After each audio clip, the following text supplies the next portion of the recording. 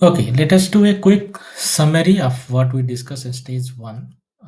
It is just a summary of things.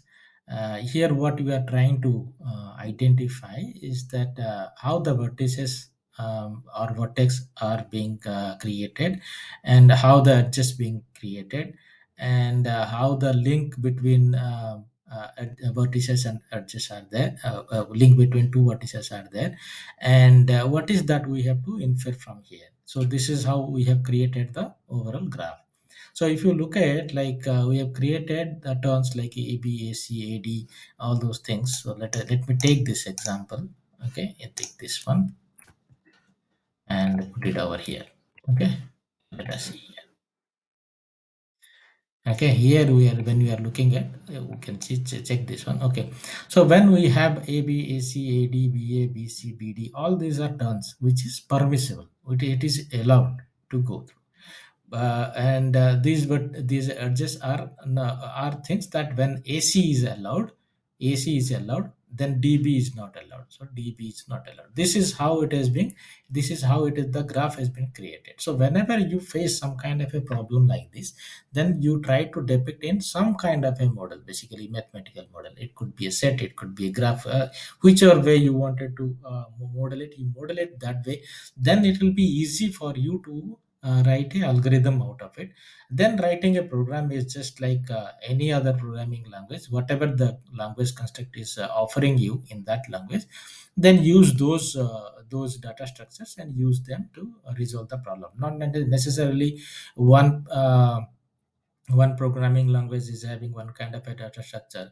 When you go to the next programming language, maybe the data structure of other kind is good enough for you to implement this. Then you don't have to write similar kind of a thing what we have written in the earlier programming language. So this is how what we have to explain you here. The most important part of how to color this one is that when you are coloring these things, specifically we don't look at any other, like, graphical representation, sorry, graphical calculation.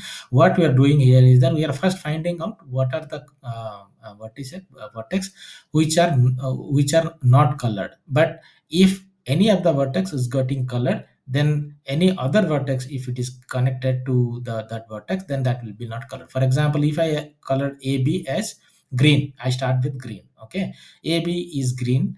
Then why I'm coloring this one, I'll tell you that one. AB is green, then BC cannot be green. If AC is green, then DA cannot be green. If AD is green, then EB cannot be green. So we need to find out what are those colors which are independent of any connection to other vertices. Then we color them green. Then we the remaining vertices are there. Then come to BC. Okay, so BC is connected to AB. I colored BC as yellow, for example. Then if BC is yellow, then DB cannot be yellow. Okay, the BC is yellow, EB cannot be yellow. So the one thing is sure that it happened when BC is yellow and AD is green. So EB cannot be neither green nor yellow. So we will come to that one when we reach that place. Then what is the next color we will take? Okay, what are those colors? Those colors, red, green, yellow, are not traffic light colors. Let me tell you again. Those are the colors we are making it happen. We are coloring it. That at one point of a time, at one time, we will allow only AB, AC, AD, BA, and ED. These are the turns that is allowed at one point of it. So those are colored in green are allowed at one point of a time. Those color which are yellow colored, they are allowed at one point of a time. Other colored vertex will remain as they will be stopped. It is not no way we are saying the green color will get maximum time, yellow color will get less time. It is not like that. It is just that green color is allowed. When it is allowed, all other colored vertex or permissions, sorry, turns are not allowed.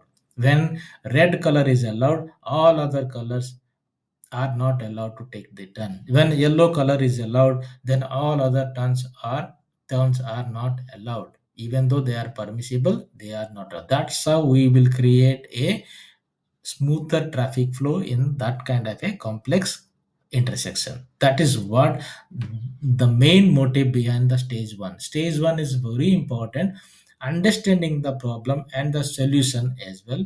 The solution we are finding out in a mathematical model. Not necessarily you have to go for a mathematical model.